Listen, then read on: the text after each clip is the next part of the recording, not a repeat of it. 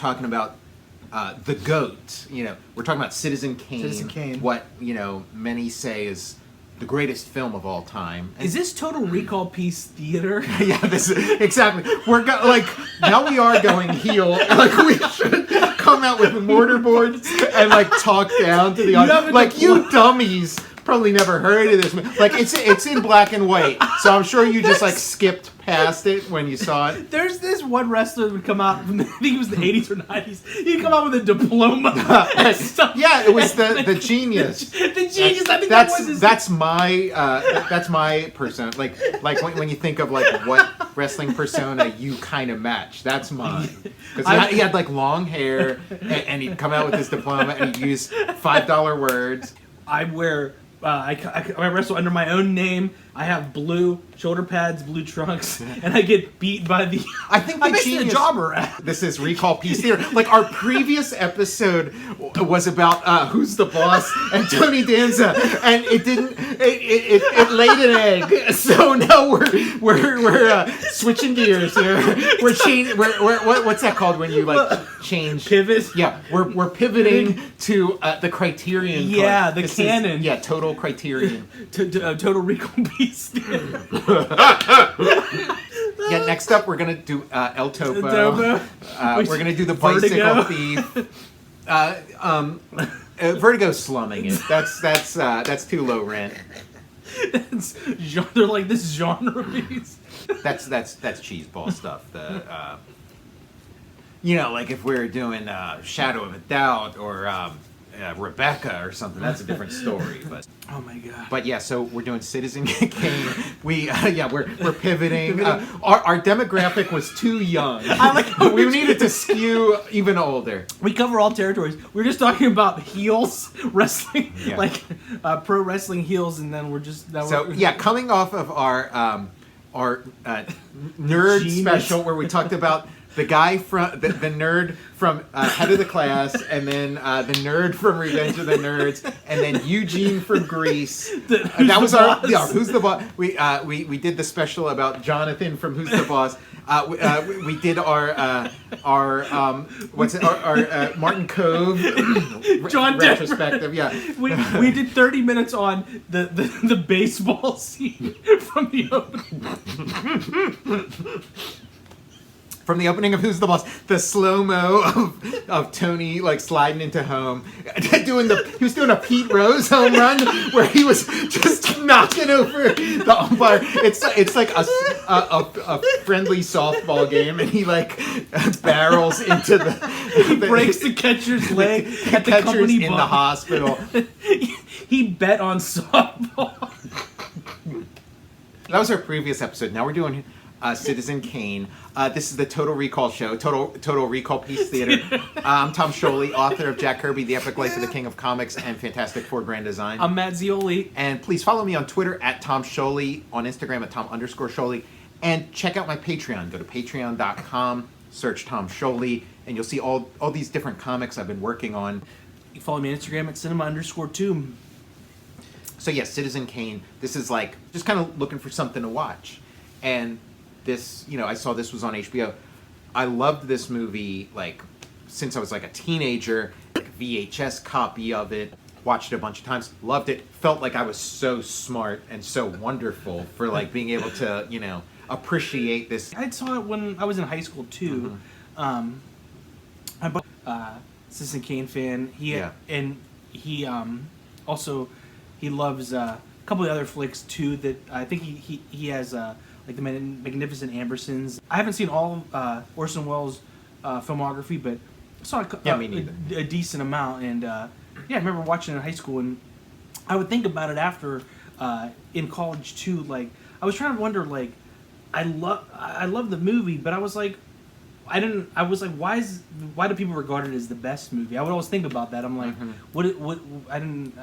that was always on my mind. I'm like, well, it kind of became a cliche. It might have even gone out of fashion for a little bit because there's certain things that are revered by baby boomers, and this is one of them. It was kind of that sort of film school generation was kind of but so as a kid, baby boomers were running things, so I kind of I bought the hype, And I loved it, and I kind of like loved it just as like a story, as a movie.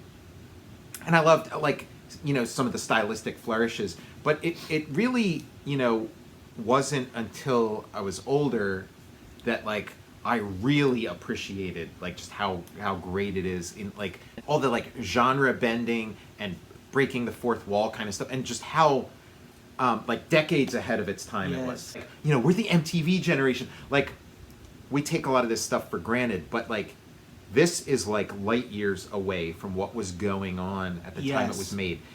And even if you look at where Orson Welles' career has gone, like had gone since then, like he continued to sort of push the envelope, but it's kind of like he pushed the envelope to like just the right amount with this. And you know, when you're watching like your black and white movies, you're like, it's old, that's so old. But I would feel like I felt this was an old movie I watched that looked like a current movie. Yeah. Like, okay, there's that, I get like it looks modern, like a modern film. And yeah, and it is like it's using all these different techniques, almost like a found footage feel.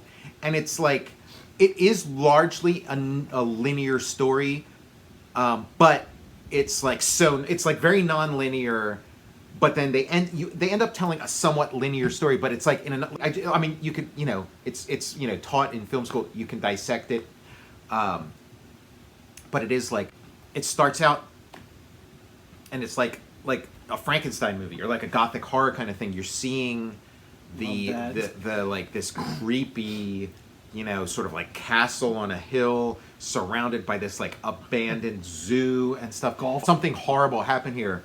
And then it goes into like a newsreel, which this would be like, you know, like the equivalent of like a found footage thing or like, you know, you're going into like a news report, and it tells you the entire story, you know, in like this, what was like a contemporary storytelling form, just sort of like the newsreel. It was like they tell like the entire story of this guy's life that you're going to see like on spool through. They tell it in that, and using like it might even be the same narrator of like those newsreels, and it's got like, you know, the inside baseball kind of stuff of like they show that whole you go from like the horror stuff into the newsreel, and then the film stops and it's like, oh, that was shit. What are we doing? What are we doing, guys? We need to spice it up. Which will become a cliche later on. But it's like, yeah, I mean, these things did become cliches, but it's like the guy who starts it is kind of like striking gold. You know? And look at the lighting in this too. The lighting, yeah, like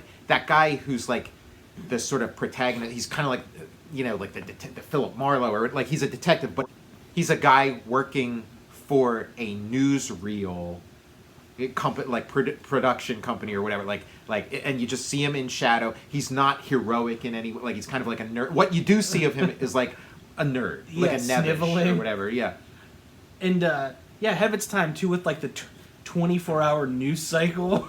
Yeah, totally, and just that idea of like you can.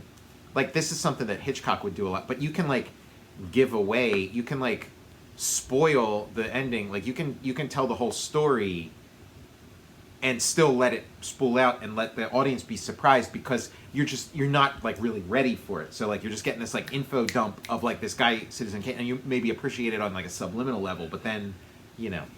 Yeah, we were looking at how old he was, like 23 or 24 when he did this movie too. I was like picking my nose and eating my bookers at 24. Like, yeah, and you know, just like, just this like auspicious debut, and so like I watched this a bunch of times on this like VHS that I had, but watching it on, you know, HBO Max, the Criterion stuff that they have on there, like I've never seen it with this clarity. So crisp. So it looks beautiful. Yeah, so like those opening scenes of Xanadu, it's like, you know, it was just kind of like a murky mess watching it, you know, on a VHS. But I was seeing like stuff you probably all kinds of detail. Exactly, it like took on a new life for me. Just seeing like all this, it's like, oh, that's it. Like all the detail, and just kind of like knowing the story intimately. It's like, oh, that's like, yeah, he builds a zoo, and then that's the ruins of it, and then golf course and like the all his statues and everything. Was that supposed to be Hearst Castle? Yeah. Like, Charles Foster Kane's supposed to be like William Randolph Hearst, which is like sort of like this movie when it came out, it was a critical success, but it was a dud. It was a box office flop, and might not even have been that much of a critical success. You know, like a lot of the critical appraisals came later, but at the time it came out, it like, you know, didn't make money for this. The studio was very happy with it. Didn't make money because Hearst used his power to sort of squash it. Yeah. To kind of deny it, like larger distribution and stuff like that. He kind of killed this movie, and it was over the inclusion of Rosebud, because like the story is that William Randolph Hearst, that's what he would call his mistress's vagina was Rosebud. That was his nickname for it. And so when he heard that there was Rosebud in it, he was like, "What the?" How did they bug my first guy?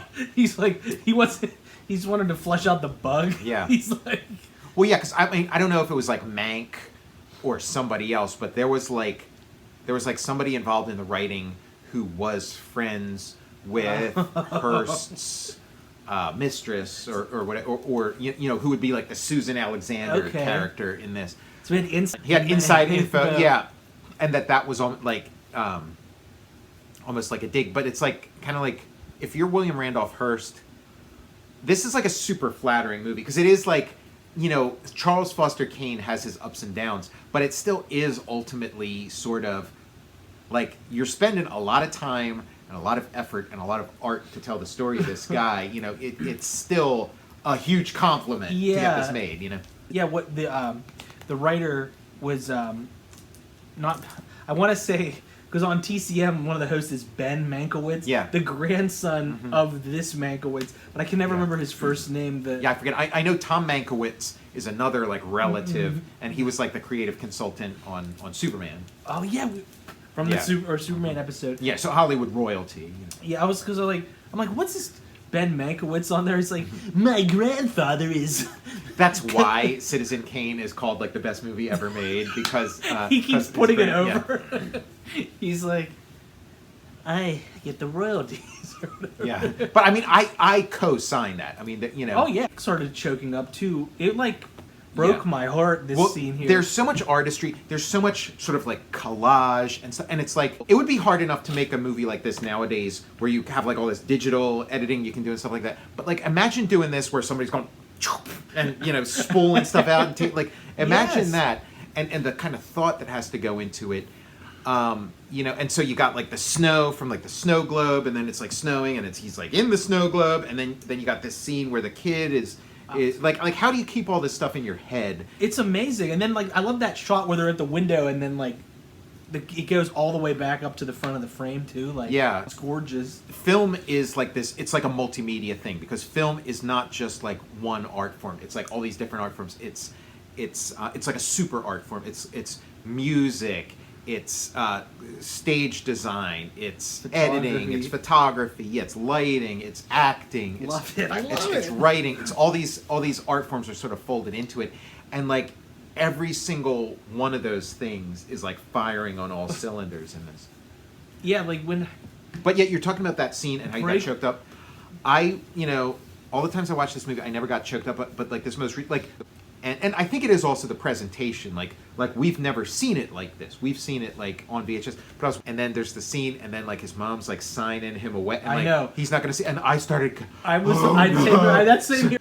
Oh God! Oh, and what a great like job of like editing of wherever it's like, he's like, It cuts from his mom signing him away. And he's not going to see his mom anymore. Then it cuts to him in this like mansion with this giant Christmas tree and all these servants, and it's like, "Merry Christmas, Mr. Kane," and he gets this sled, and it's like a nicer, newer sled that's supposed to replace the Rosebud sled that he loved, and then it goes. Like, and then another jump. It's like the jump cut in 2001 or something. It's like a jump cut to that, and then a jump cut from Merry Christmas to and a Happy New Year. And now he's like 25 years old or whatever. He throws Rosebud up in the air and spins. And then it turns into a crotch shot. I'm right with you, Tom. I was like, And when he's out playing in the snow, and it's like this. So this is like that snow globe is like this world, this little oasis of childhood that he lived in. This like snowy world where he could play on his sleigh, he could play on his sled. And the game he plays, he's playing the Union forever. So it kind of sets the time frame. So it's like he's playing Civil War, like he's playing Civil War, and that was, and I thought about that, and I'm like, wow, did kids really play that, or was Orson Welles thinking like, okay, well, kids nowadays pretend to be cowboys. What would kids have pretended to be back then? You know? I'm right with you, Tom, because I was thinking about that, because like, or it's like World War II's going on, so it's like. What's okay, kids are pretending to be soldiers, they're playing army. So what was going on back then? Like I was looking at when Orson Welles was born. He was born like right when like around the same year or two off of my grandmother was born. Okay. And he passed away in 85. So I was like, my grandmother lived till she was 99. So I'm like, was thinking like, oh man, he could have had. He didn't get to see all the cool stuff your grandmother got to see. Yeah, and then I was, because of all those fucking cheeseburgers he was eating. I know he was.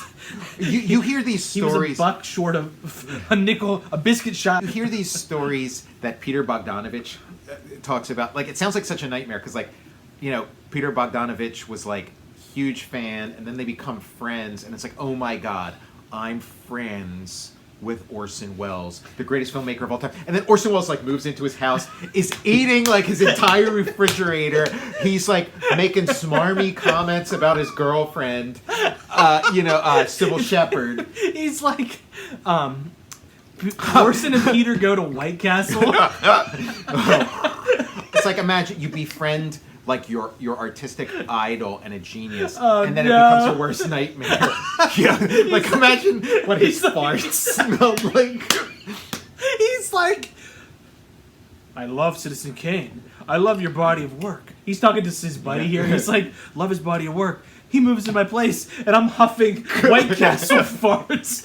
He cracked my toilet. He cracked my toilet and clogged it in the same with way. his freaking depleted uranium shits. Now it's like it's not like Orson Welles. Oh, he liked to eat or this and that. He is like famous for like he would just eat garbage. He would have like this giant bag of like Funyuns. He would eat the grossest stuff by like the barrel full.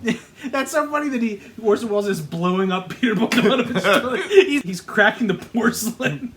Yeah, he's like I just got a new couch. I sat up and he had like a butt mark, diarrhea butt mark. Young Orson Welles And Orson Welles, like the continuity of it, keep all these jumps straight, but then he plays like the young, like, in his 20s, like in his, his salad days or whatever. And then he's playing the old man, he's playing the middle-aged guy, he's playing the old man. Just as a kid watching this, you just sort of like respond to like just the bravura, just the showmanship of it, and the genius of it, and then like the charisma of like the young Orson Welles and this sort of charismatic character. And you're like, this guy's awesome. And then you sort of see his rise and fall and stuff.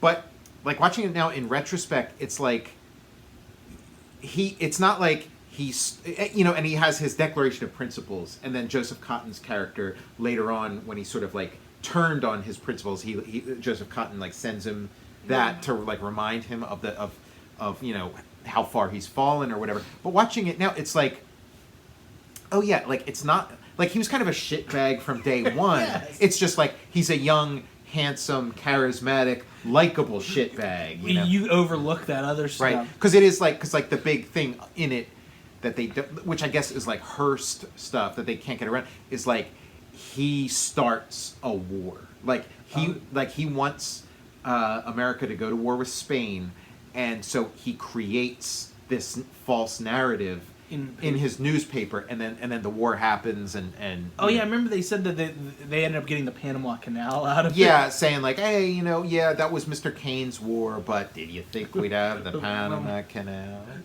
And when I was little too, like I before I saw it, the movie, I would see clips of it and stuff, and I couldn't figure out. I was like, what's going on? I'm like, he's young, then he's old, and I would get confused because like the makeup was really good because he ended up he ended up growing into what he what he looks, it's kind of like it's like beware of like it does become a self-portrait. Like this movie is about Orson Welles, and it's almost like he predicted his life's path, and then although old Orson Welles wishes he looked like old Charles Foster Kane. Yeah, he's leaving those burnt BK farts, greasy BK farts. Now, he you know what he's I think this comparison has been drawn, but he is kind of like Bruce Wayne too, because he's like the big guy that fights for the little guy, and he he's sort of like Zorro or something. Like he is fighting for the little guy, fighting against his own interests. Boomers it was enshrined by the boomer. The boomer, like those movie brats we love. Yeah, like this is like Steven Spielberg and George Lucas. Like you see the Raiders of the Lost Ark scene of like all the boxes in this, and then there's even like the scene where the sort of investigator guy's like walking down the steps with like the butler and stuff, and it's like it's exactly like Indiana Jones and Marion kind of walking down the steps at the end, and then you got the big gallery of treasures, and then this big gallery of unopened boxes or whatever, where who knows what any of this stuff. And then the treasure, the Rosebud is in there and completely overlooked, neglected, and burnt. And even the scene where when you see the Rosebud burnt, where it's like the big stinger at the end, you see Rosebud burning, and you kind of see like grease or whatever start to or condensation start to develop. It's like exactly like the scene in Raiders of the Lost Ark where they had the Ark inside the box that had the swastika on it, and then the swastika starts to catch fire.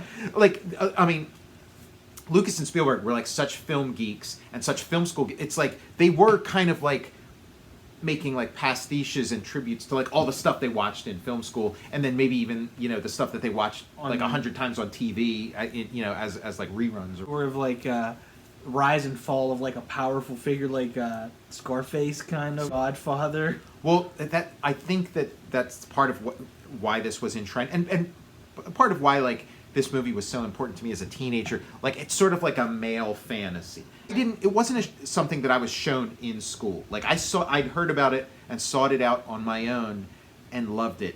But like maybe I'd feel different about it if I were shown it in school. I don't know. Never showed it in my school. Okay. Some of the movies I'm trying to remember what we watched. Robin Hood, Prince of Thieves. Yeah. Excalibur, Peter Bogdanovich, awesome. Duel. Yeah. Those I'm like I don't know what why and how or what the fuck was going on. Yeah. Not Citizen Kane. Not Citizen Kane. But it's like this male power fantasy. It's like a movie about a great man, and he's got all these flaws, but he's a great man, and he changes the world. Shit. Yeah, he treats people like it is like it's like you kind of picture some version of that for yourself. It's like to do great things, you gotta crush other people and like you got shit. You gotta crack a few eggs to make an omelet. Yeah, you gotta crack I'm gonna crack your skull, make it dead for all. I'm gonna. Orson Welles like I'm gonna crack your toilet and make a shit sandwich. He's like Jesus. The guy's like, just took a cement shit in there. I gotta have a plumber on speed dial because Wells is my roommate. He keeps down in Nathan's. It's like Orson. You're supposed to chew before you swallow those hot dogs. Nuclear shit. I see like a synthesis in this movie too, because it's like Orson Welles is coming like Mercury Theater. He's coming out of like theater and stuff. So like these amazing set designs and things like that, and like use of like shadow and stuff where like the set disappears or whatever, and it's just like almost like a bare stage and stuff. So he's like bringing that into it, and then he's got his like group of players, like these amazing actors that like sort of play off each other really well, and going back to like the movie, it seemed like a modern movie. Back when I watched it, even the first time, I was like, okay, everyone's not acting like stagey and like speaking weird, like there's vernacular. They're talking like people, they're overlapping when they talk. Like, yeah, almost like an Altman kind of thing, like an early version of like an Altman thing, and where cinema and stage and stuff was always kind of like crisp diction, make sure everybody hears every word so they don't get confused. But this is where kind have of you like, been? Yeah, it's kind of like taking a chance, like, hey, somebody watching this maybe isn't going to get everything. Maybe they're not going to, and like you're sacrificing perfect clarity for like a little bit of realism or naturalism or even just like effect, like a Hollywood sound stage, or like and the over lighting too. Like, would it be like, it's like, is every room look like top down, like there's like details too. It didn't occur to me like up until this viewing, but it's just kind of like, oh, so he's got this vast financial empire, but then he's like, the thing that interests him is this newspaper, like, he's got bigger fish to fry, but it's like, I want to do a newspaper. So he comes in, and then he like moves into the office. So like that becomes like his living space. Yeah. Is in that office, and so he's got, you see his bed in there and stuff. Yeah. And the guy who is the editor of there is kind of like, oh, my office, you don't want my, but he's like, hey, I'm living here now. And he's got like, he's eating in there, and he's got it's kind of like Beverly Hillbillies or something. Ed Clampett comes in. And another thing I was thinking too, like, you got some comedy in it. I'm glad it's like we don't live in that era, like OSHA standards. He has that like that light in his room is just a freaking like flame, like if huge open fire. I'm like, oh my god, I'd burn this place down by accident. If you've never, he starts the Chicago fire. If you've never seen this movie, you watch it and you're like, okay, I know at some point there's going to be a huge fire as the result of like somebody leaves one of these gas lamps on or something. So he moves into that thing, and then like as you see like the years go by and different things like that, there's like a scene where you see that little living space of the office is just filled with statues, because that really is like his house. Like he's like just having everything sent to that little room. Yeah, then they come and like Jed Clay's like, up from the ground came a bubbling crew. And he's got his college buddy who he kind of sets up and he plays sort of his conscience or whatever. He moves into I can't remember, Xanadu. Yeah, Xanadu. That has like the biggest fireplace I've ever seen in film. Like there was full logs burning in it. Well, that's an entire tree. That's part of like the storytelling. It's like every element is servicing the story. So like the cramped office that he lives in, it's a set, but it's like service. It's telling you something about him and telling you something about this story. And then like you said, the biggest, like I didn't know fireplaces like this existed, but it's this huge, these huge spaces that kind of show the isolation that he's created, and this sort of isolated, and the distance that's growing between him and Susan, who kind of start out in this sort of like cozy little space, and before you know it, like, That's why, like, big spaces creep me out. Like, all these celebrities, they're like, check out MTV Cribs, but they have this like sad, gigantic like. Like I'm like, oh, I've never seen a fireplace that big, but like the McMansions of today probably have like some. Yeah. I'm gonna go into my heel character right now, but it's like, maybe the places you've been don't have a fireplace like that. Never mind the shitbag places you go to. The Fleabag Motel. Yeah. It's like, you haven't seen my crib. MTV Cribs. I'm doing a Stan Lee, graphic novel story and stuff. And like I was watching this and I was like, man, you could totally like translate this into the Stan Lee and just make like Citizen Lee or whatever, Citizen Stan. Oh my god, that's a great and title. Like Jebediah talking about him and saying like, I was his only friend, or if I wasn't his friend, then he never had a friend, and I considered him a swine, that kind of stuff. Like, it would be like them like interviewing Jack Kirby, asked him about like Stan Lee. It's like, where's the part where Citizen Kane's handlers let him out of his like dog crate or whatever? He's like, CHARLESFOSS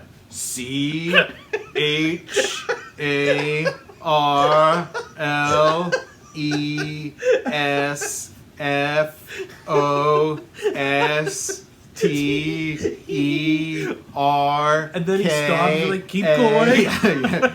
I need water. Water. N-E. Imagine if that's the signature you have to give a million times. Yeah, they're like, hey, true believer, one day they'll let me out of my dog crate. Here. And then the declaration, like his crate, the lining is Excelsior. Like that's what he takes a piss and a shit in, is the Excelsior. They're like, well, if you excuse Excelsior, I'm being taken out for a walk. A walkie. A walk. He was just spiking the camera there. What's his name? Joseph Cotton was just spiking the camera. He's like, great take, leave it.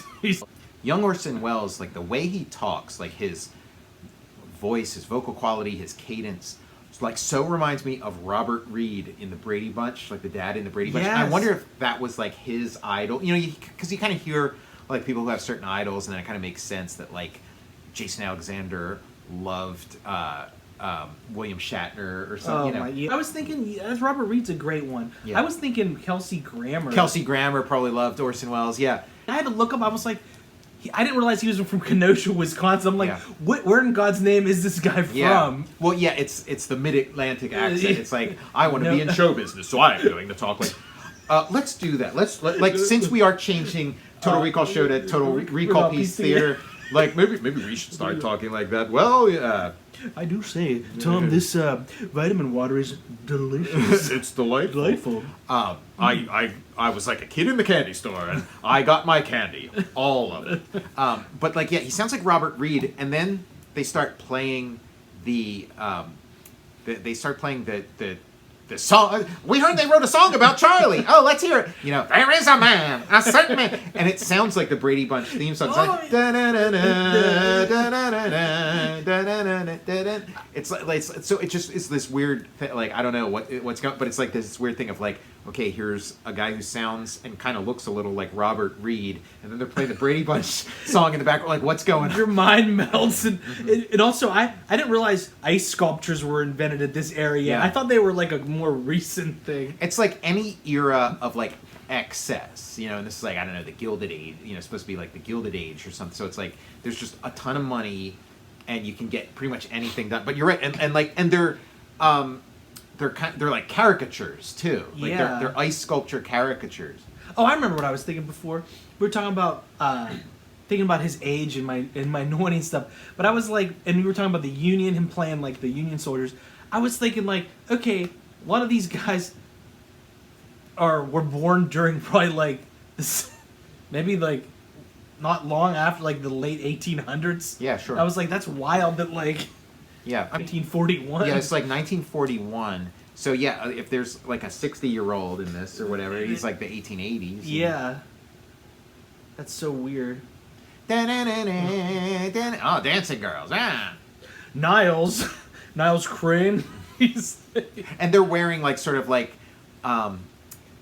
Teddy Roosevelt hats. Like the Dancing Girls are wearing these Teddy Roosevelt hats, and then they put them on the guys. You buy a bag of peanuts, somebody writes a song about you. Yeah, the Teddy Roosevelt Rough Rider. Mm-hmm. And this candy striper guy, there is a man, a certain man, and he's got the barker, the carnival barker. Carnival barker.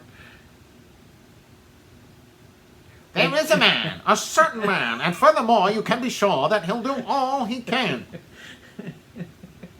Who likes a smoke? Who likes a joke? He does the Casey Armstrong. What is the thing? The Casey, if you're in a rut, want to bust a nut, who do you call? If you're in a rut, want to bust a nut, who you gonna call? Casey Armstrong. He's like the barker singing. Casey started to moan. He said, "Give me your rusty trombone." Change my outfit for Casey started to moan. He said, "Give me a rusty trombone." Charles Foster Kane pays this guy to sing that to his colleagues. Yeah. And his employees. He's like, listen up, guys. The Barker has something he wants to tell you. I'm gonna die, Tom. I can't. The Barker does that, the Casey thing, but Charles like. Him and another guy look at each other like, we didn't pay him to do this. He went off script. He's going rogue. You know, like, it's also, like, amazing that, like, a guy in his 20s or whatever, and, like, with sort of, like, mass media and pop culture or whatever being, like, so young. So, like, the culture is young, and the art form is young, and he's young, and he does this, like, very, like, astute study of, like, you know, what it is to be, you know, a great figure, or, like, you know, fame or greatness or wealth or influence, like, you know. Where does he get that perspective from? Yeah, of like because it's like I could see making a story like this now, you know, with all this, you know, sort of stuff in hindsight and stuff, but yeah, how I guess it's also like we think of like this stuff as new, but it's like in 1941 cinema had, like, you know, had been around for a couple decades, and you know, and they're like, okay, there's all this like stylized camera angles and things like that, but it's like there was, you know, the era of like German expressionism, and like there was precedent for that too, of like these sort of like weird spaces that are like internal, you know, depicting like an internal reality, and like you mentioned the interesting angles and shots. Where were they? How were they like? Yeah, I guess the thing, like, I guess what sort of happened is like you had the silent era, and everything was very like adventurous and experimental, and then you introduce sound, and now the cameras are making a ton of noise. It's like, so like you can't do all that because it's like there's all this, you know, of all this stuff going on, and feet running as they're like moving the camera. So it's like they had to like, okay, it became like hermetically sealed, where it's like, okay, we got to mic everything for sound, we got to keep this separate, this you know, camera glued to the spot, you know, we got to do this, we got to, you know, and so it took a while for like them to sort of like reintroduce that innovation, you know, as like, you know, they're adjusting to this technology of sound. Yeah, you're right. Like the fixed camera, it's like not as adventurous, and it becomes like that. Yeah, they're just, and even like the depth of field too, where it's like you got to kind of like learn the, you know, the technology has to catch up. Where like they have like, you know, deep focus and like people coming from like the far background to the foreground. I love that, and you're right. Like in the shots he's getting, if you would replace them with like current actors, it's like, okay, this is something shot like this year. Yeah. Yeah, it's just like so smart and so ahead of the curve. And then you have like his marriage sort of told in this, again, a collage, like these dissolves from like one breakfast to another, and they sort of start off and it's very like lovey-dovey and romantic, and then it's like, oh, why do you keep going to the office so late? And then it becomes like they're just sitting in silence, you know. The whenever she had that toothache, that's like I got a toothache. Oh God. She's like, you spent $1,200 to have the Barker come in to sing the KC song. Oh, I got a toothache. You're funny, mister. You're funny. You make me laugh, mister. I know I must have heard your name 1,000 times, but... He's like, you called that square. Called that first date square. Like the movie also like respects the intelligence of the audience, and it must have been a tough thing to get like a studio to go along with, because it's like it's not like Miss Alexander or Mrs. Kane attempted suicide, because it's like they just kind of like, you know, he's like, oh, she must have mistaken her pills for this or that, you know, she's like, I don't want to do it anymore, like everything is just kind of like it's not like hit you over the head. Yeah as sort of like big and showy and stuff as this movie is, it is like, you know, leaves a lot up to the audience. He keeps asking for a cigar. He's like, hey, got a cigar? You know, or where she's like, you wrote him a $25,000 check, and then he like opens up the envelope and shakes it, and all these crumbles of paper that was ripped up come out. You know, it's like, you know, this is great stuff. He's got the John Lennon glasses. Yeah, sort of like Joseph Cotten is like just, you know, such a pleasure to watch in this. Like he's just great, and you know, Orson Welles himself is like it's like these two, you know, great actors playing these two interesting characters. It's like, yeah, why not? Like let's go on this trip. What a great flick! This is an awesome movie. Yeah. And I've never seen his. I think the follow-up was Magnificent Ambersons. I don't think I've seen that. I've seen, but I saw it like relatively recently. Like it's not like this was my favorite movie. You'd think I'd be like, okay, got to see Ambersons next. It took a while. Like I think I probably saw Magnificent Ambersons for the first time like 5 years ago, and it's great. It's like not as good as this, but it's pretty awesome. Like it's just like this is such a classic and so perfectly put together. Ambersons is great. It's a lot of fun. It's got some like moments in it and sequences where you're like, this is the shit. It just doesn't like come together into a satisfying whole the way this does. And like, you know, there's the whole story behind the Ambersons and stuff, and it's like it was like a compromised work that we never got to see Orson Welles' cut of it. We only get to see this sort of like studio, you know, what he would say like is a butchering of it or whatever. The hatchet job. And he was on a trajectory. Like he was, you know, and you know, the studio kind of like had enough of his shit or whatever. Like you can only kind of push things so far. You know, like I guess he overplayed his hand or whatever. And like so the result is like this amazing work of art, and then sort of, you know, and then the Ambersons like maybe not as accomplished, but still, you know, like a wonderful, you know, piece of art, something we're sort of lucky to have. I love Touch of Evil, great film noir. Yeah, Touch of Evil is phenomenal, and I only saw that one for the first time recently too. Like it was another one that was on like Netflix or something. He plays like a cop or a detective with like a big nose or something. Yeah, the lead's Charlton Heston. Yeah, and then he's like a crooked, like amazing. Like again, I saw that one relatively recently, and it's like that like opening sequence. It's such where, a like, long. the camera's moving. There you go. Head of the curve on these like techniques too. Like just really great. Takes. And then like, so it's just like amazing in that, like you know all this like just great, you know, cinema kind of stuff, and like stuff that you're like, oh, that's where Tarantino got that from or whatever, you know, or just like a very smart movie.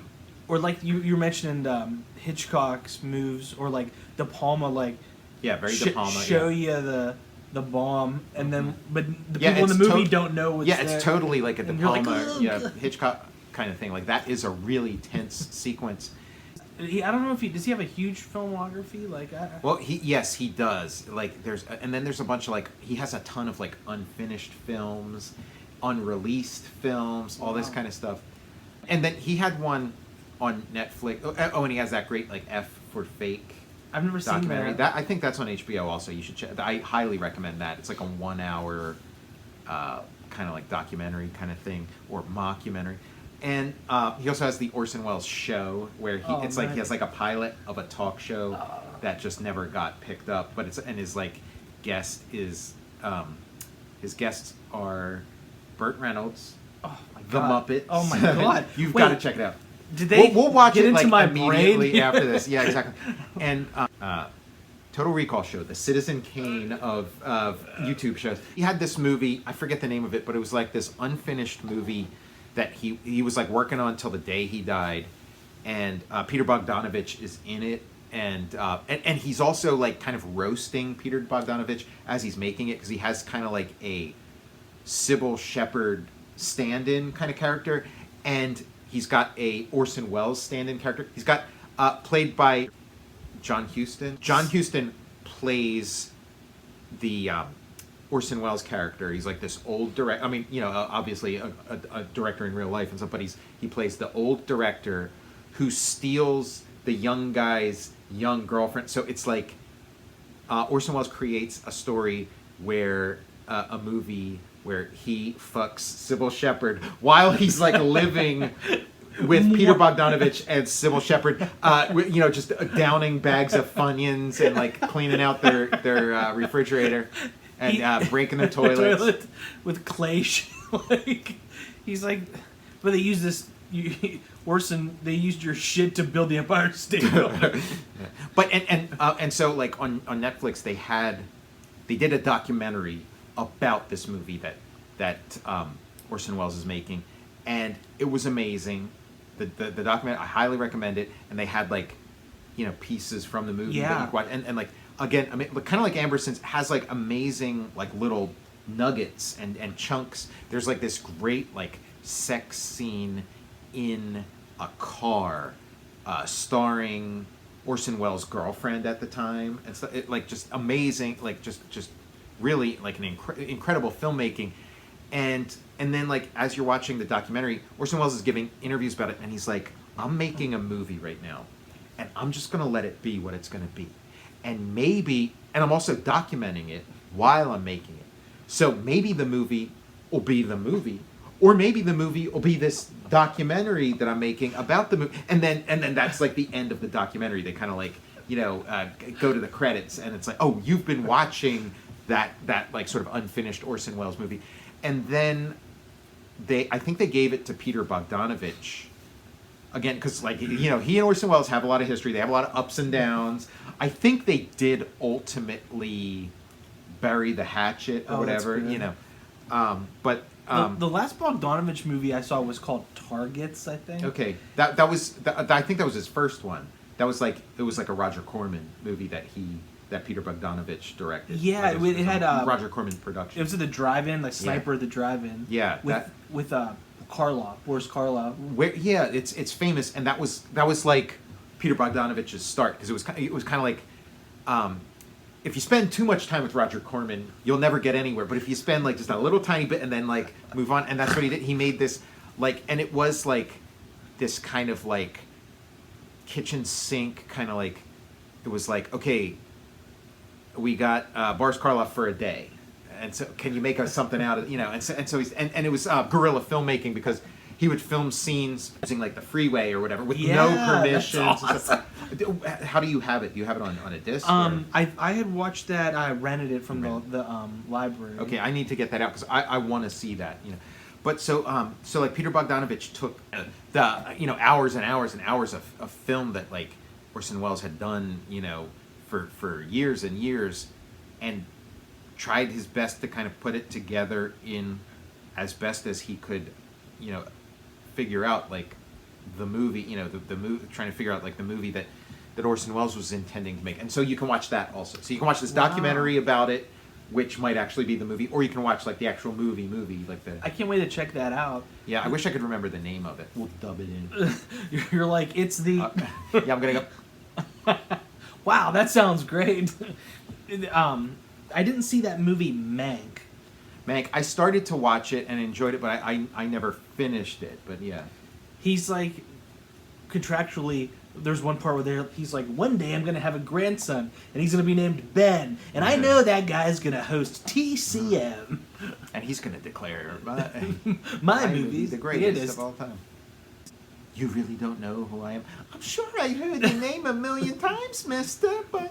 Right there, he looks like Yoda. He does. Somebody should do a Charles Foster Yoda. This movie is just part of like the DNA of cinema at this point. He's a I don't have that kind of voice. I couldn't tell if she was saying, because she was saying her mother wanted her to do opera, and I can't tell if she's saying, I never had that kind of voice, as in that kind of voice, like I never had a voice that was kind. Or if she's saying that kind of voice, where it's like, I can sing some things, but I can't sing opera because I don't have that kind of voice. So, I never had that kind of voice. Yeah, I never had that kind of voice.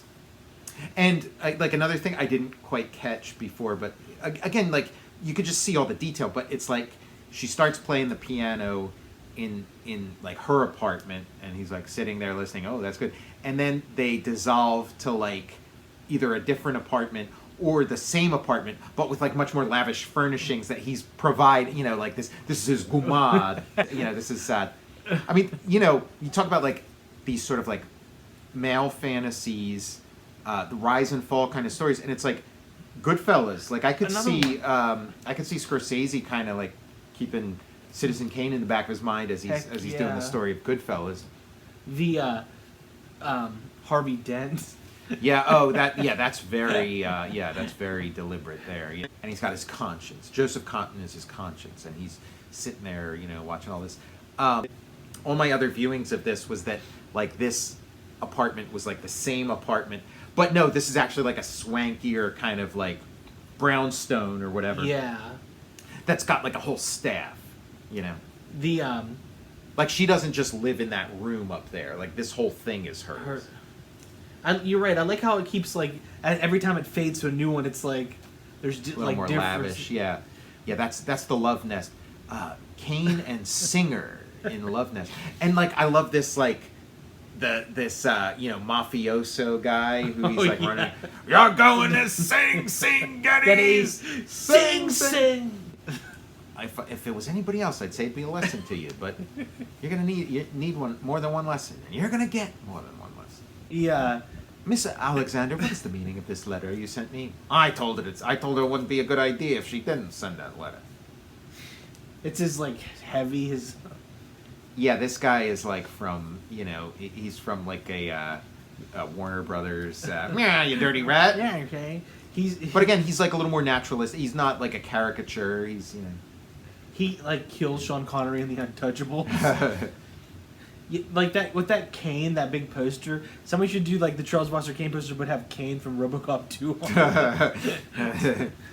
It's like a newscaster from Philly, Larry Kane. You need to have like he was like a big deal in Philly, and then like just as I got deeper into the Beatles, I learned like his claim to the way he became like a big deal. This Larry Kane was. He was like friends with the Beatles, and he would like interview. Cool. He would interview John Lennon and stuff. Oh, that's awesome. Well, hey Larry, I like the cut of his jib. No, it's but okay, this dissolve right here, where it's like you have a shot of like the front door, and they come out of the front door and then they shut the door, and then it dissolves to a dotty. Newspaper photo, and it lines up exactly like that. Seems like that would be kind of just technically, like given the technology of the time, it like lines up perfectly with the dissolve. I don't know how they pulled off some of this stuff. Yeah, and this is so smart too, where he's like, we're gonna have to go with the other headlines. They had to go with the headline where it's like, Kane wins, and then we're gonna have to go with the other headline, fraud at polls. Kane starts he starts like he builds like an opera house and tries to get a career going for his mistress, and then it goes nowhere. Kane forgot. I like look at this angle, like awesome. Like the camera's basically on the floor. And Citizen, like before we wrap things up, like I'd be remiss to not mention the influence that Citizen Kane had on comics.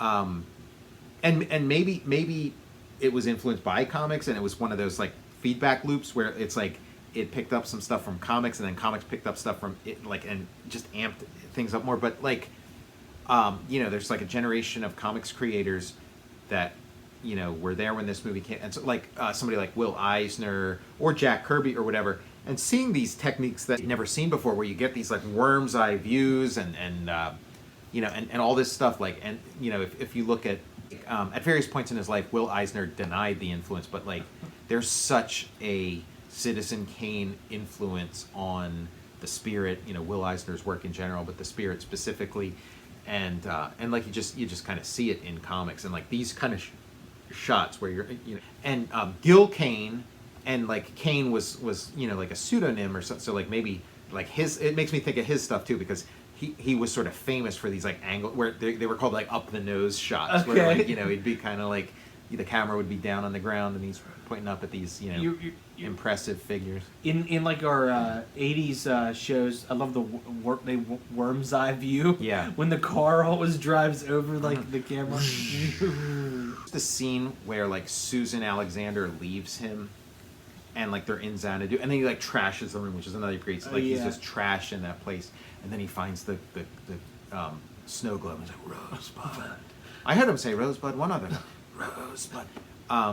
But like when she's leaving him, and then she starts walking down this hallway into darkness, and it looks like the world's hugest hall. Like And I love that. Yeah, that's I love a great that scene. But like my memory of it, like I had it like it was like kind of like expanded in my memory. So in my memory of it, it was like she just keeps going and go like hallway after hallway. It's like creepy. It keeps going. But like seeing it, it was a shorter walk than it was in my recollection. But it's still like a really long walk. With like her footsteps echoing, and she kind of goes from like sort of like the set into where there's like no more set. You know, it's kind of cool stuff. How could you do this to me? She's like, This production, and I like that they never say what opera this is. Like for all we know, this is a completely made up opera. Like and Bernstein even says he's like reading the review, and he's like, Mr. Kane, I never could pronounce the name of that opera. You know, and then he keeps going, and but it's like this makes me think of like Orson Welles like Mercury Theater experience. You know, like this is like an Orson Welles production. You know, stage production, and yeah, they do the long pan up, and then we see that kind of his nose. Yeah, the guy. You know, it's like she stinks. Yeah. You're not the one who has to take the raspberries. He's like, this thing won a golden raspberry. The Razzie. Oh, you know what? Susan Alexander of Kane, a triumph. I'm excited because the air is, it's crisp. It's getting a little warmer. It's coming up time for a special award show. Yeah, the third annual Recallies. I have my suit jacket this time. Your tux shirt. Check out that pimp outfit he's got with the fur coat. Looks like, oh my god, I think I've seen Joe Namath wear that on the sideline before. Broadway Charles Foster Kane. You know, him with that top hat. This is like sort of that era. Like they talk about how like, because like he's running for governor, but it's also supposed to be like, oh yeah, next step the president. Like she's gonna be. She may be the niece of a president, but pretty soon she's going to be the wife of one. So it's obvious like he's going for president, but this is like that era. They talk about that era of how like John Kennedy was like the first president to not wear a hat. Oh, that was like because like up until that point, like the president has to be like wearing a hat, and he was the first. And it's like whoa, and then from then on, it's like presidents didn't wear hats anymore. So Citizen Kane, it's got bookends. It begins and ends with the same thing, like it with that Xanadu, that sort of like horror movie Castle Dracula Xanadu kind of thing, and I think it even like no trespassing might be kind of like and it has the Raiders of the Lost Ark scene at the end. He's got, for some reason, Charles Foster Kane collected the Ark of the Covenant. Sure, he's got that in one of those boxes. Yeah, he's got all the treasures of the earth. I saw the I can never remember what those stones are called from Temple of Doom. The Sankara stones. He's got those in there. And a crystal skull. And a crystal skull vodka. That's what Jed gets plastered on, is the crystal skull vodka that he got from Dan Aykroyd's place. He's like, damn, this vodka's potent. Must be the diamond filtration process. I don't see that written here, Mr. Kane. I'm dictating, Mr. Bernstein. I mean, with that fur coat and that look on his face, it looks like Charles Kane's getting ready to bitch slap Jebediah. Yeah, he's like, your right hand is strong. And the hat. He just needs like a feather on that hat. He looks like Don the Magic Wand. He has like a scepter too, and like a goblet. He like beats the shit out of this guy. With like a rosebud on the top of it. It's a cliche at this point, but that is like a pretty cool stinger, a pretty cool twist ending, and it is like there's so much truth in that too. Of like, you sort of spend your life trying to recapture some like little bit of like magic that you felt when you were a little kid, and that you can go down all these like bad. You can also like maybe, like do some pretty cool stuff in search of this thing, but like. You're never going to find it. Hope nobody burns all my Transformers. Yeah, that would be your Rosebud. Would be like, it would be Skids. Skids. We'll do the Recall Piece, Total Recall Piece Theater rendition of Citizen Zeoli. And it's like you on your deathbed, and you're like, Skids. Skids. No! Somebody there are skids right there. And it would be like, and so like, yeah, at the end they find out the thing you've been looking for is your Transformers Skids figure, but then it's also like, in real life, you go to war, like you destroy the negative, and you like make sure that this film never gets a fair play, because like you think that it's a reference to like the skid marks in your underwear. It's the Transformers. It's on my hate. I got. Well, that's not what the reviewers are saying. The reviewers say I have Their bacon strips in my tiny whiteies. Jebediah, you're fired. And I'm the Joseph Cotton. You're the Citizen Zeoli. The skin mark kid. The skids. He's got a case of the skids. And it's it's like a little snow globe with like a little car inside. Also, whoever designed the tidy whities, talk about like bad design, bad engineer, bad function, form and function, where form and function just fuck each other up. They're like, this fabric's gonna go on your ass. It needs to be It needs to be bone white. Yeah, the ass covering fabric. That fabric needs to be whiter, gay, or whatever. He's like, right. Yeah, it couldn't have been like an eggshell or like a cream color, or a dark navy. Yeah, tan. It's like, no, it's gonna be the whitest white we can get. Which is the whitest shade in the palette? The ass covering fabric. Howard Stern thing. He was like interviewing D. Snyder, and he's like, what do you do about skid marks? And then D. Snyder's like, black underwear. It's easy, black underwear.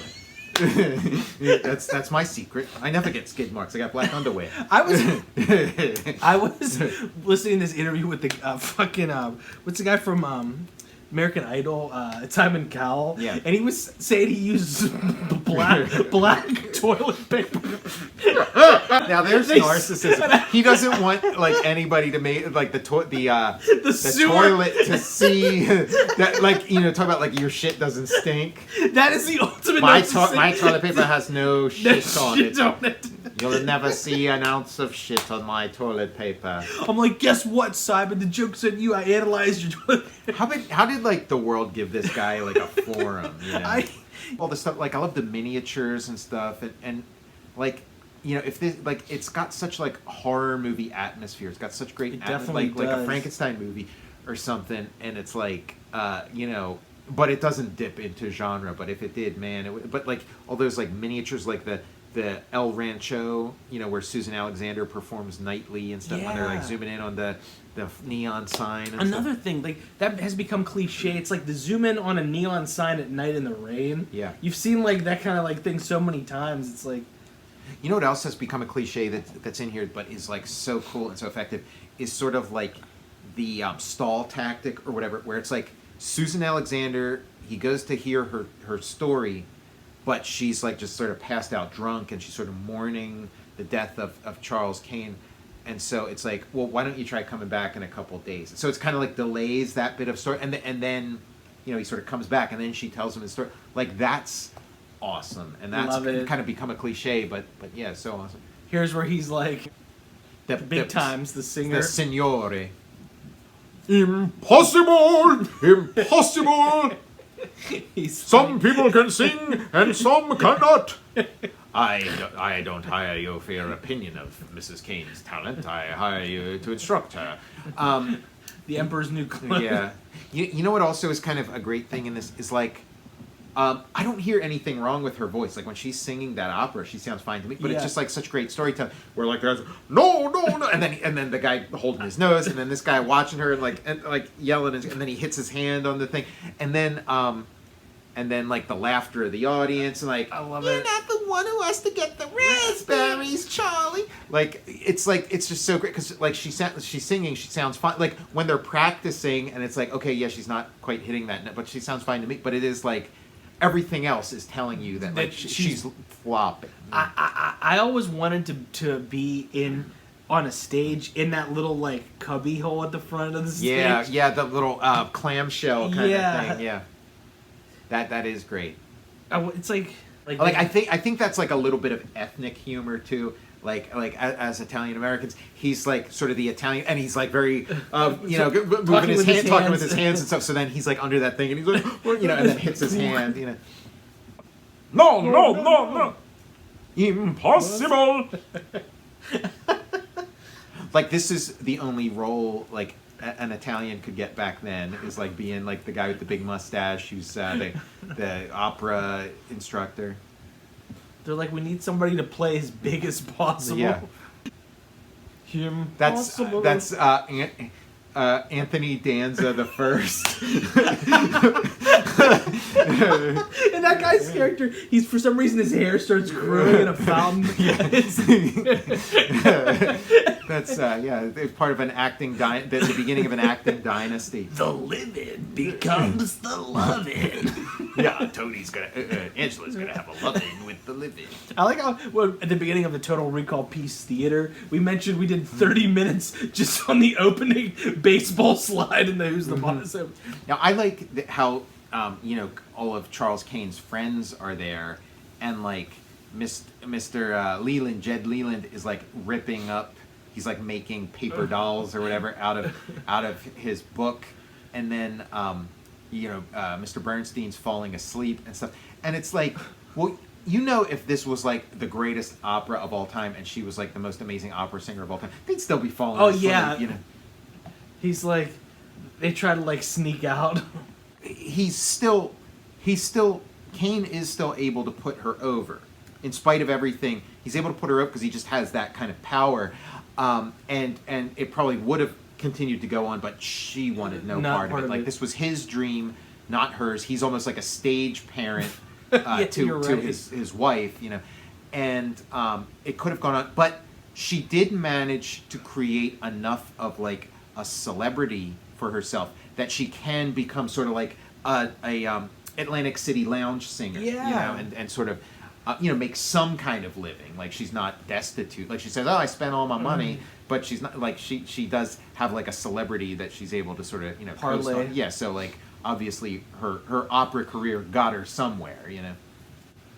Like you can watch this movie 100. Like if this movie were less artfully made, it would still be a ton of fun. It's got good comedy bits.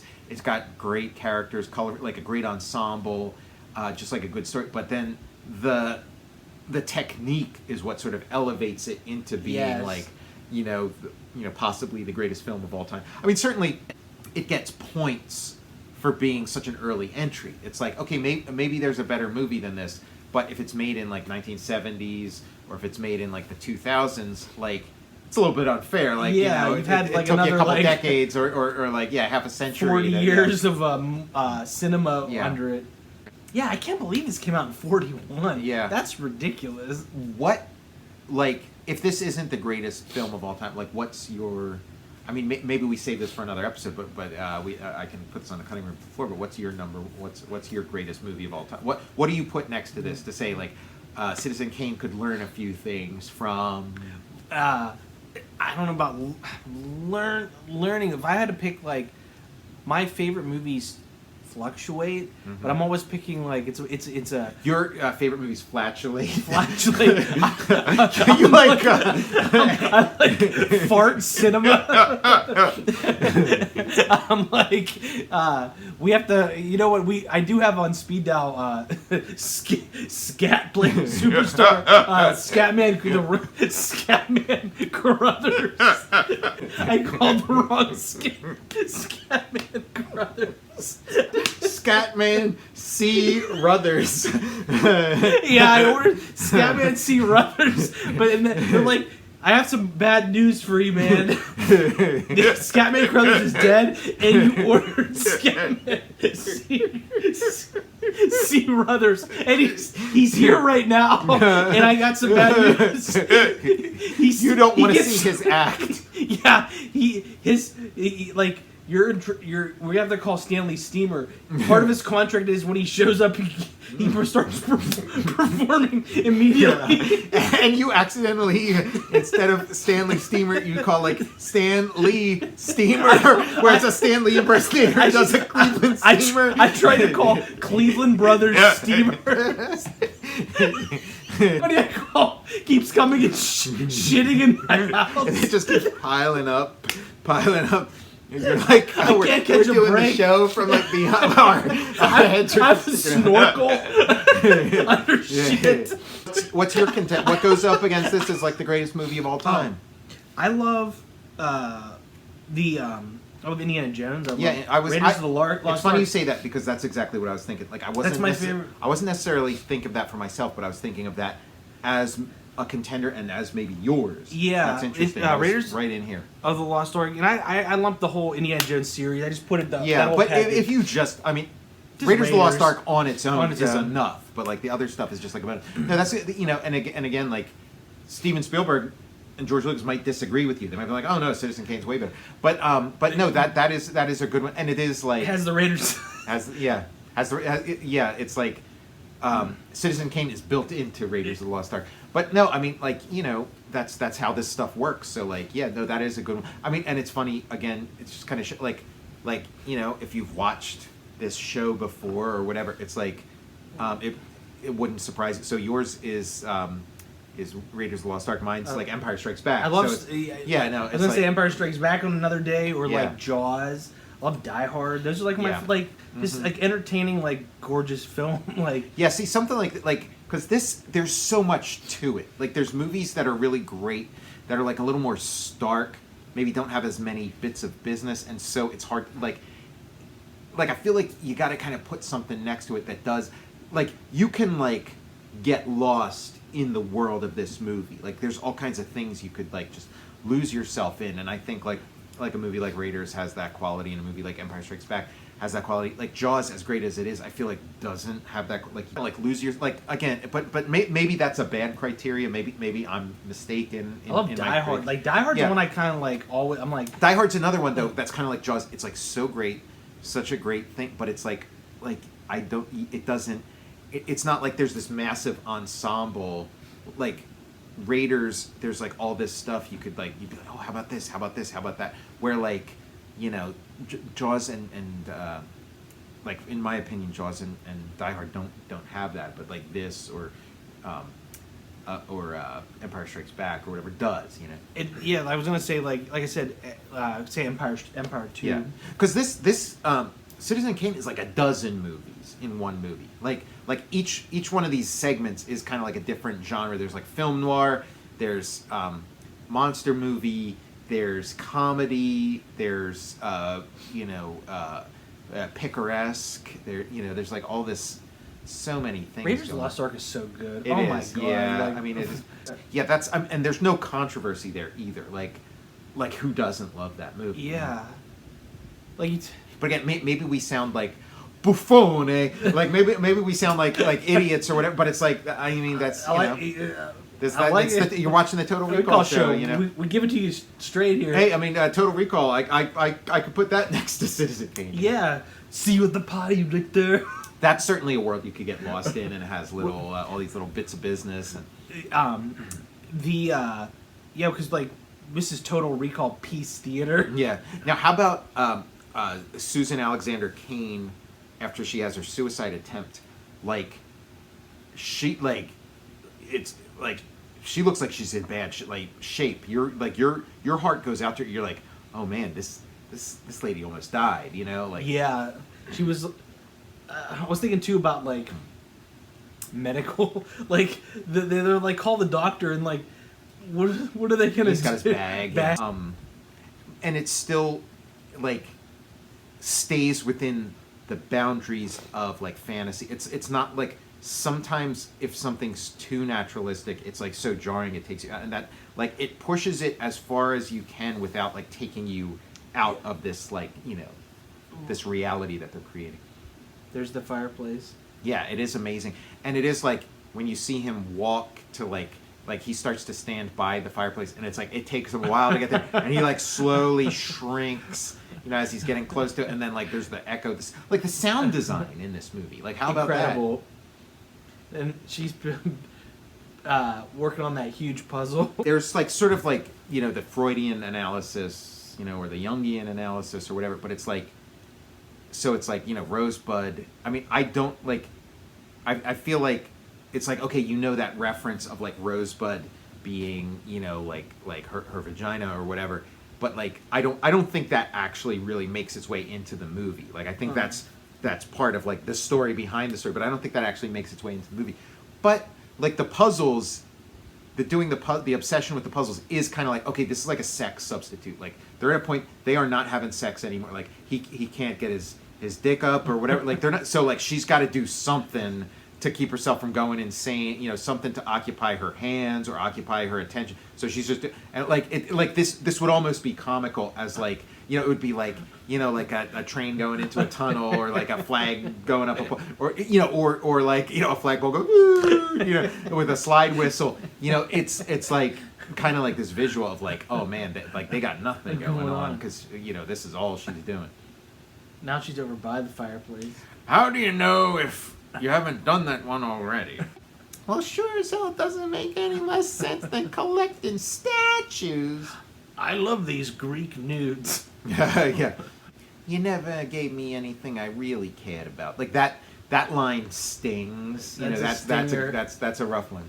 And I guess that could have a Freudian interpretation as well. You never gave me the high hard one. You're the one-inch wonder. And yeah, this is like, when are they going to do the Citizen Kane remake? Has there been one? Like, I just think of like the Psycho remake with Vince Vaughn. I forgot about and like how shot for shot, and how kind of like tacky it is, you know. And it's like you could make a really tacky. That's a good idea. Yeah. They make like a tasteless version. Yes, exactly. You can't get it up, Charlie.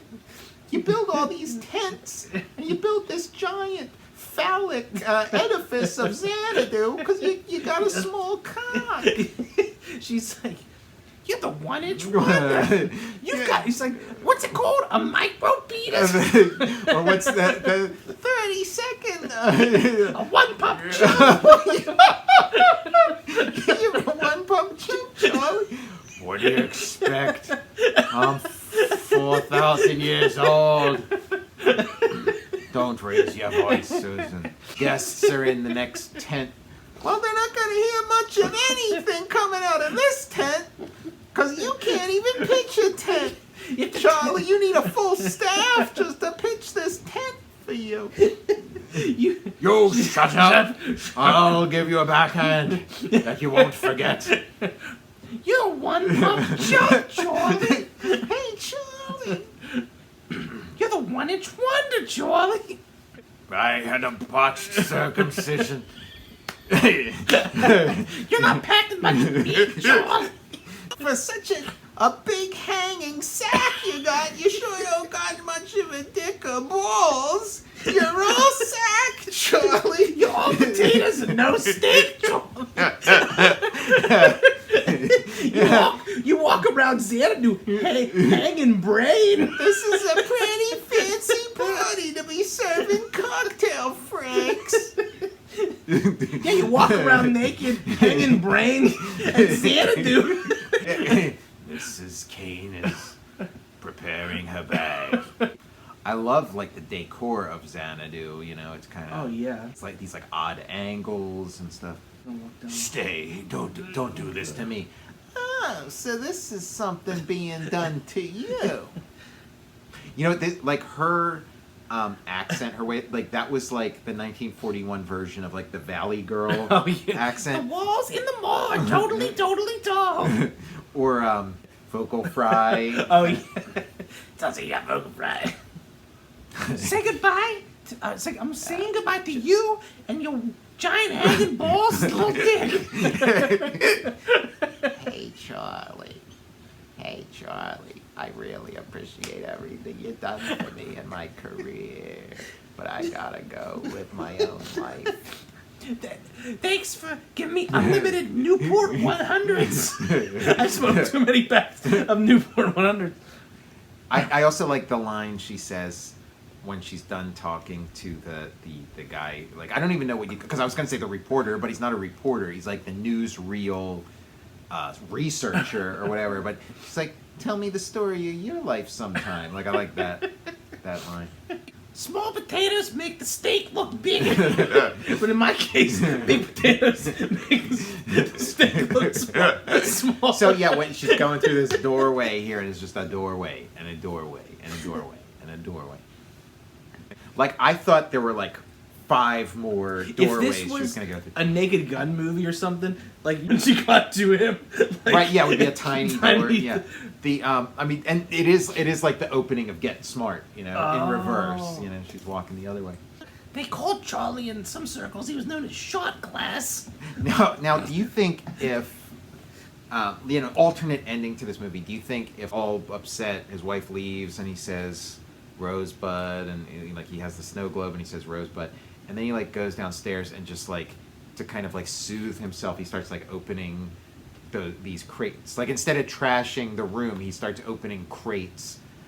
Do you think like he finds the Rosebud sled, and then do you think he like hugs it and it's happily ever after? You know, the essence of it is that like you just can't go back to, you know, you can't time travel, and you can't, like, you could have the sled, you could even like live in that same homestead and have like a snowy day, but like it's not gonna be what it was. Yeah, so like it kind of has to end with him not finding Rose, because like even if he found Rosebud, it would be excited for a minute, like, oh my god. It's like, you know, you've had those moments where it's like, Yeah. you know, you find like a transformer in your parents' attic or whatever, Yeah. and you're like, oh my god, this is great, but like that feeling lasts like maybe an hour at the most, or a day at the most, and then it's like, you're not just walking around with this massive ear-to-ear grin on your face the rest of your life. Yeah. You know, it's kind of like, But please don't throw my skids into the fire, into the pyre. And the yeah. There's one set of skids you can throw into the fire, but not the Transformers skid.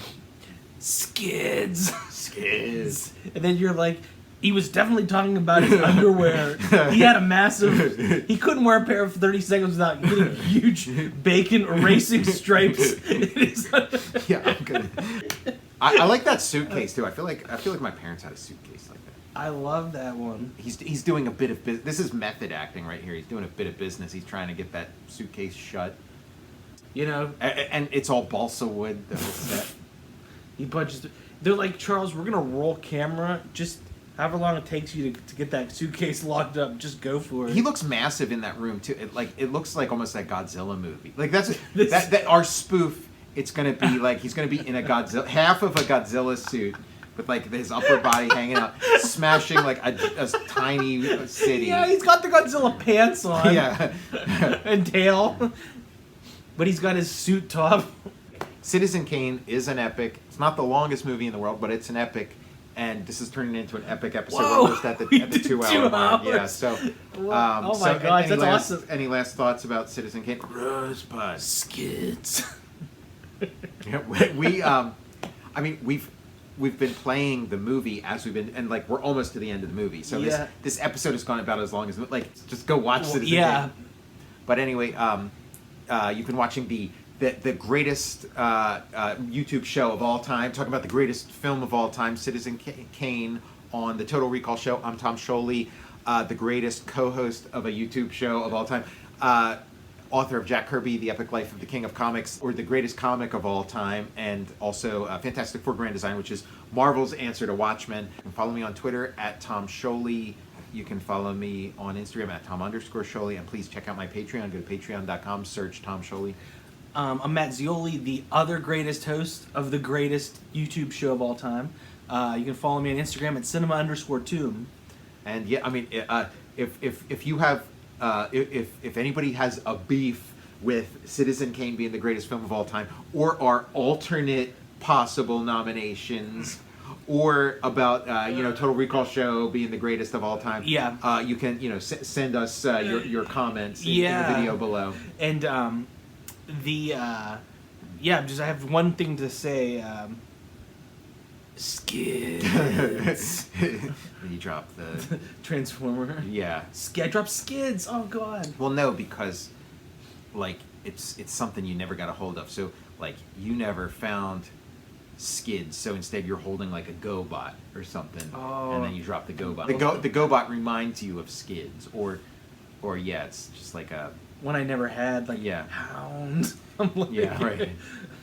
Mirage. Or it's a Micro Machine that's kind of the same model of car that Skids was. I also pulled him out too because I saw it like in the Shop and Save parking lot. A Tesla was the exact paint job of Skids. Oh, that's awesome. And I was like, fucking Tesla has the he must Skids, be like a Transformers fan who had Skids and was into Skids.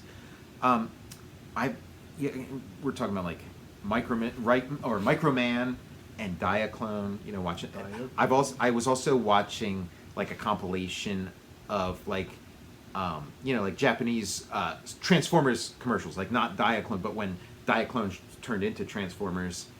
Like even in Japan, like I was watching a compilation of those, and then I was watching like a compilation of Transformers commercials, and it's amazing seeing the progression because it's like you have the Gen 1 stuff, and it goes all the way through, and then you start getting to Gen 2, which is still cool, and stuff, and then they get to a point where you can tell like, okay, other things are starting to like take over, like Transformers is on its way out, and other things as you get deeper into the 90s are like taking a bite out of their apple, and so it's like, okay, everybody's getting super soakers. So now Transformers have water squirting action. Oh yeah, I have Deluge. Yeah, Deluge. Yeah, you get water squirting, and it's like, I could see how that would be a lot of fun to a kid, but it just feels like, oh, Transformers, you're stupid. You're slumming or you're pandering. I was excited because like just to have Generation 2 stuff, like new Transformers on the shelf, and I was like able to pick and choose. Well, but when I saw like I did not like I felt it was too gimmicky. Exactly. Yeah, it feels like, oh, you're going too far. Like even as a kid. Yeah. And again, it's you get it anyway. Yeah. And you play with it and you yeah. have fun. But it's kind of like, Transformers, you're better than this. Like Super Soaker needs to try to be more like Transformers. Transformers doesn't need to be more like Super Soaker. And then also like a little bit before that, start to see Transformers are now being like in these commercials, Transformers are being packaged with Micro Machine Transformers, like these like mini, like you had like the mini Transformers, then you had these like micro ones that are kind of like Micro Machines, I have a ton of those. I can't remember what era those might. That's like right on the cusp of the 80s and 90s. Yeah. Yeah, you would get like 3 in a pack. Yeah, it would be like this blister, and you get that, and then that was exciting, like delicious. There was another one that was maybe even a little bit before that. Was you'd get a Transformer, and then it would come with a Transformer decoy, which would be almost like a muscle, like those M.U.S. Oh yeah. Like it would be like a muscle figure, but it would be like it would be like a little Starscream, or like a little like pink rubber Starscream. Whoa! I never had those. But like, because I'm watching these commercials and I'm like, I kind of remembered some of it, and some of it I just like wasn't on my radar at all. But it's like, yeah, you like, so it was like, oh, Muscle is taking, like, we'll beat Muscle to the punch, and we'll give you a little Transformers muscle guy, and we'll call it a Transformers decoy, and we'll stick it in there. I'm gonna look that up. So it's like, yeah, it's like you've seen all kinds of, and like, dude, I loved Muscle. Yeah, me too. I had the Muscle ring. Yeah, the little ring with the joysticks. Yeah. I also had wrestling action figures, and my dad made, it was like a board, and he put 4 nails and made like a ring for my wrestling. There's like no reason you couldn't make your own fling 'em sling 'em wrestling ring. Yeah. And for the wrestling action figures, but the Generation 2 Transformers, I was so disappointed that they never, like, I had Jazz. It was a reissue, and I was like, oh man. And they had one other one. It was the Lamborghini, black Lamborghini. Yeah.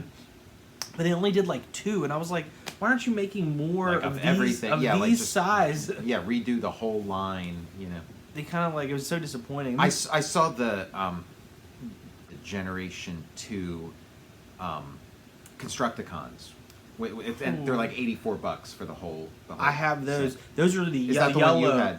No, you had the green one. I had the green one when I was little, and then I went and got the, like that's a yellow. The one. It's like yellow and purple. Yeah, like a deep like the color, like the colors are pretty cool. Like I love them. And it is like the original like Diaclone ones were like more like real construction color. It would be like yellows and oranges and stuff.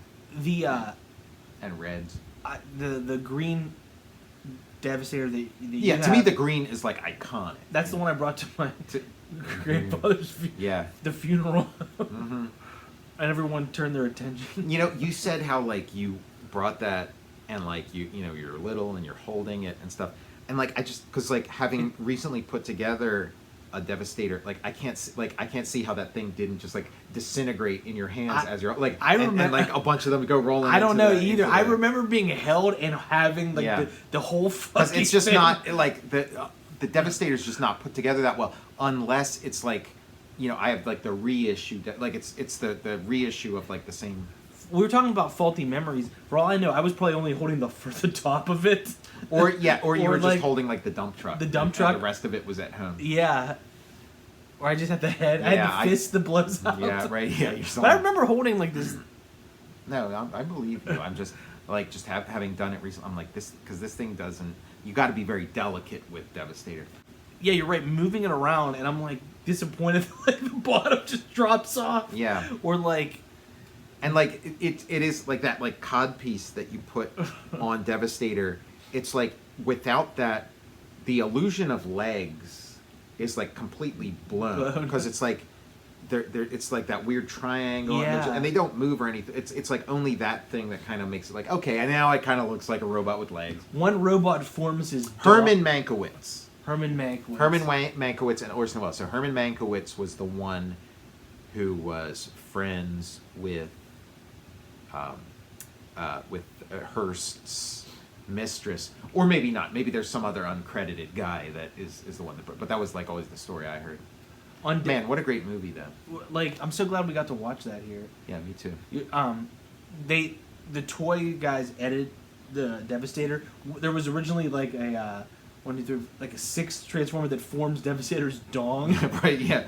Yeah, Dongus.